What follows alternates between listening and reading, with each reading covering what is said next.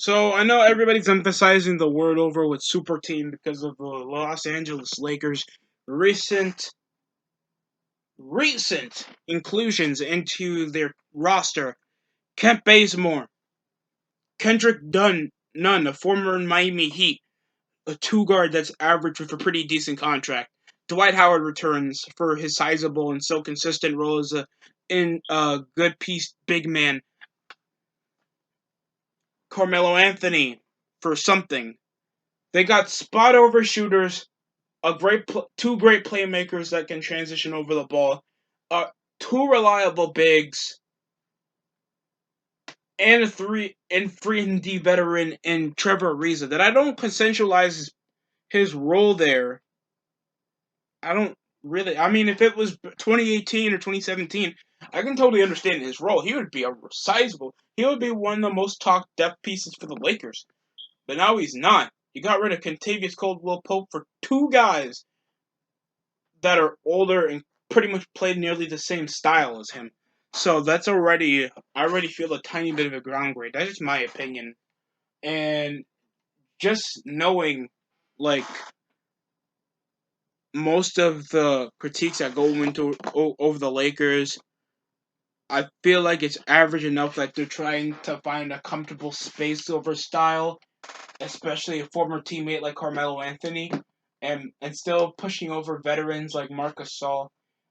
They're trying to size over a more sizable play style where Westbrook can still dish over to the paint and find more sizable bigs and good depth D and threes to finish outside of the rim or behind the arc. I get it.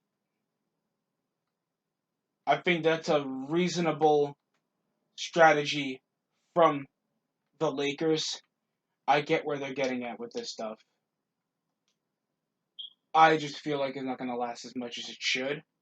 I'm just being all pessimistic with the shit because I know how fucking bad the, the Lakers really need this ring and how much you're already emphasizing Melo, Dwight, and especially Westbrook ring hopping, ring chasing over the last couple signings. And I agree. I agree. What the fuck are you gonna do? Signing a bunch of 30-year-olds, trying to push over with a barely prime Westbrook.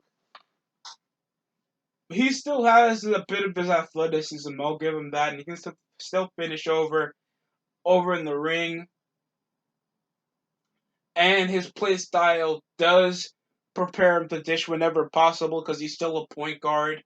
I just feel like he's just gonna have a more sacrificial way how to give. Like he's not going to be giving triple doubles, and I hope so to really fix his efficient production passing, finishing over the rim, and thanks LeBron's there, and he's an exceptional passer.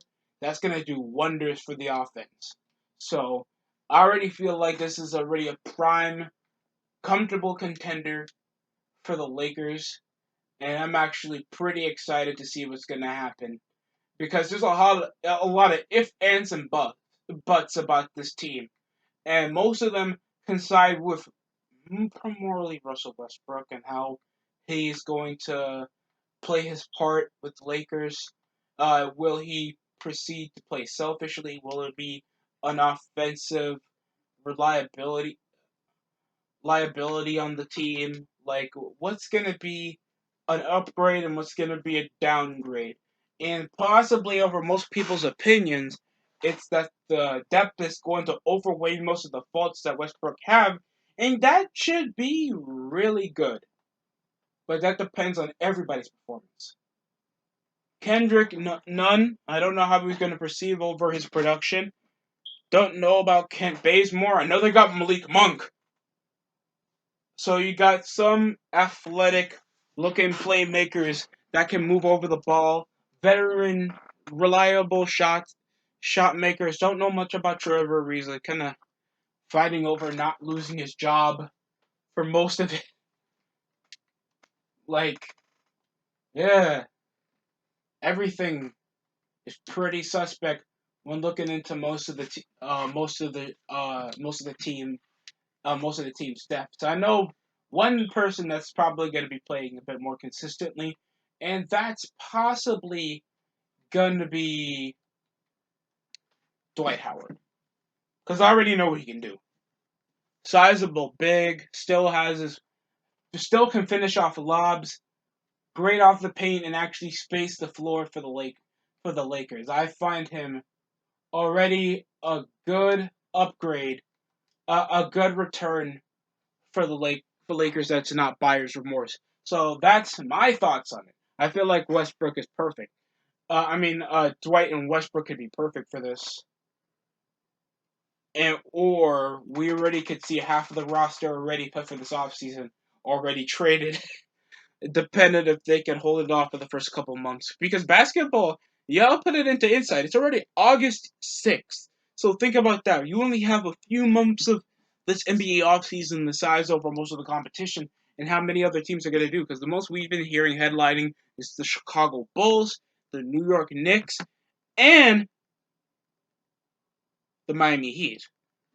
Plus, considering with if Kawhi Leonard's even going to stay with the Los Angeles Clippers. We already know of that big contract Julius Randle has with the Knicks, and whatever's going to happen over in Philly, especially over one playoff performance already makes Ben Simmons an ass player. Like that's dumb. That's a dumb estimation. But that's just my thoughts on it. I feel like this roster is pretty a B grade in my opinion. Not the least closest to a super team. I feel like you do have a pretty reliable, dynamic duo and a variety of ways to attack the basket. That you should. I think this is a balanced squad. I don't think this is a super team in the slightest. But this is still a great contender. And I'm not saying that's a bad thing. You don't always have to be like you need three great all stars to make it to the championship game. Even though like you do, like you have four that were our like three that were all stars, two consistent all stars, and notable veteran pieces with some usable talent that are still young. So that's good. Just an unpickable balance, even though some of these guys already feel like they're going to be past their expiration date, dependent if they stay consistent with the way they play. And we understand the Lakers still have a bit of a coaching problem, but yeah, I'm curious how this is gonna go. That's it coming from me though. I want to thank everybody for taking the time watching most of what happens over in the Sideline Production Podcast.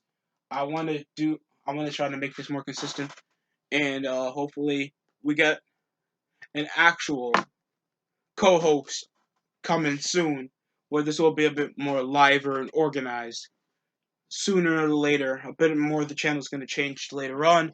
That's it coming from me and my opinions. Thanks for watching.